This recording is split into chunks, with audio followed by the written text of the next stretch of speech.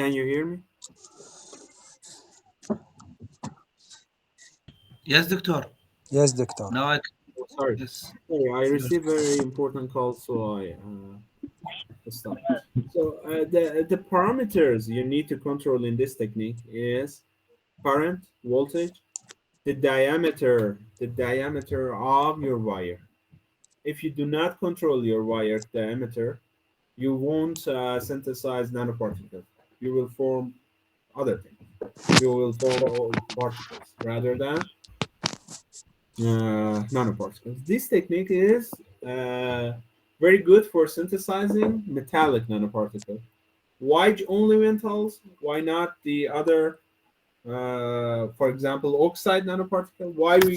The question is that why only metallic particles can be synthesized by the technique? Do you know that? Can we form plastic nanoparticle? Can we exclude a plastic wire?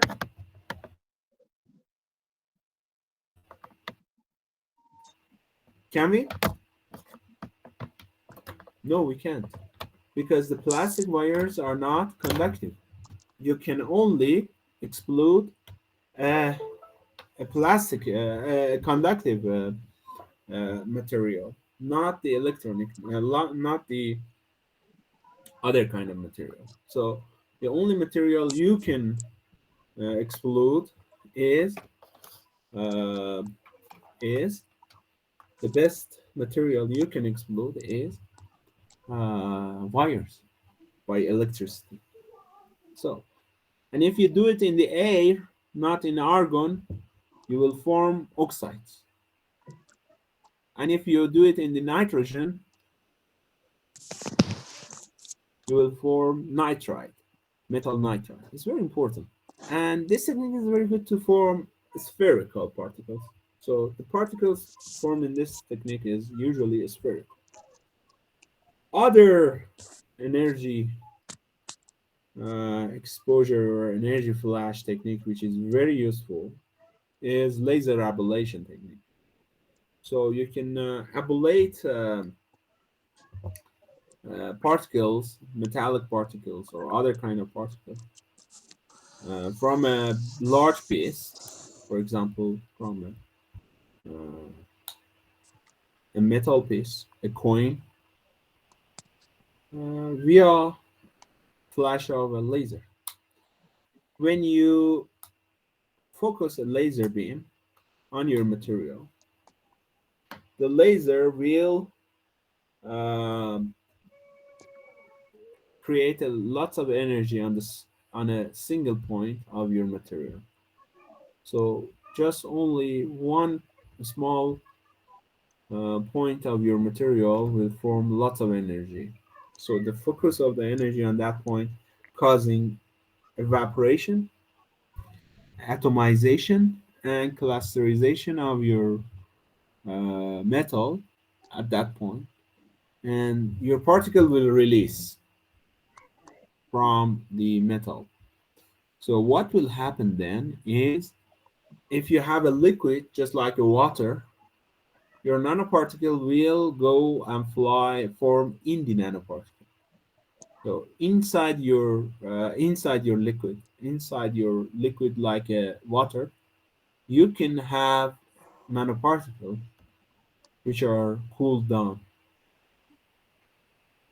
But for doing this experiment, you in the if you remember in the wire explosion technique, we use the electrical shock. You suddenly increase the voltage and current, and your wire will explode. In this technique, there is no current.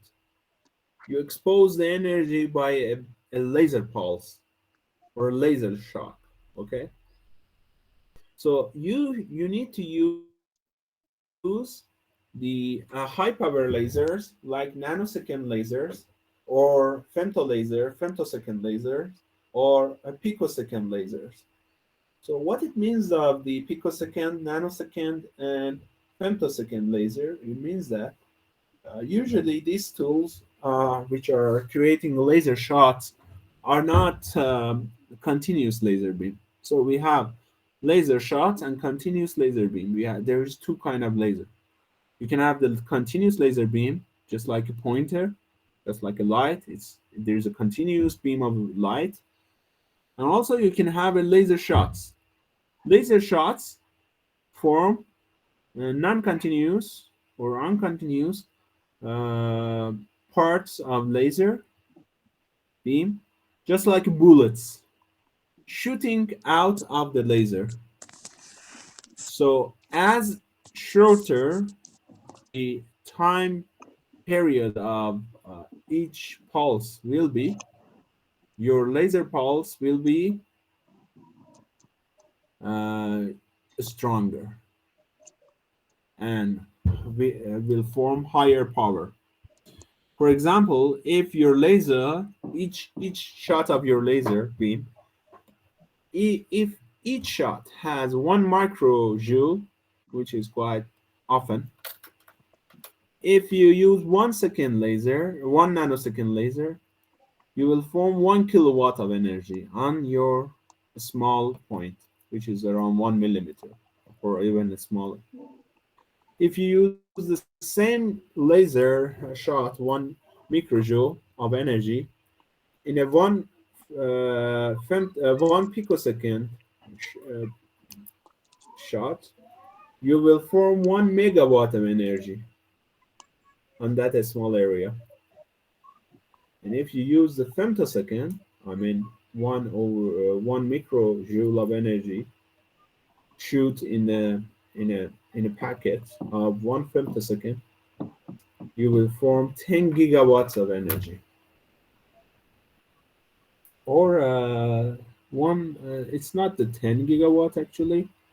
It's 10 to minus 6, 10 to minus 15. Yes, this is 10 megawatts, 10 gigawatts. So the amount of the power, amount of energy focused on a small area is very, very, very high in the femtosecond, and this is the produce of laser shots of gold in water. So this is a piece of gold in water, as you see, big piece of gold. So we give it some laser shots and form 100 nanometer gold nanoparticle. It's look purple. Yes.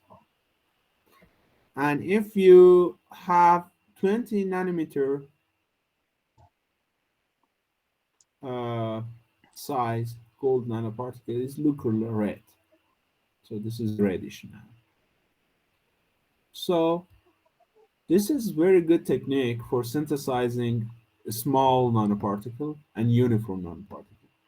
So if you want to synthesize the uniform uh, spherical nanoparticle of metals below 100 nanometer, the laser pulse or PLD technique, laser pulse synthesis is very good.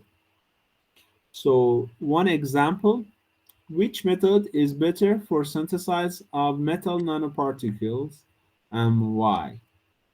So which methods you can suggest based on our lecture? You can you can synthesize it by wire explosion. So with the burning, you will form oxide nanoparticle. With the wire explosion, if you use inert gas, you can form a spherical nanoparticle. And with the laser ablation, you can easily form nanoparticle. So these two techniques, wire explosion in an inert atmosphere and laser ablation in the liquid, like a water or ethanol, is a good technique for, it's suitable technique for synthesizing metallic nanoparticles. So, do you have any question?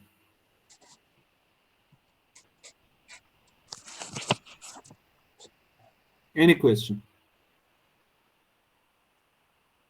So let's have a break, okay? Let's have a break for 15 minutes. Then we will be back, okay? We will be back in 15 minutes, okay?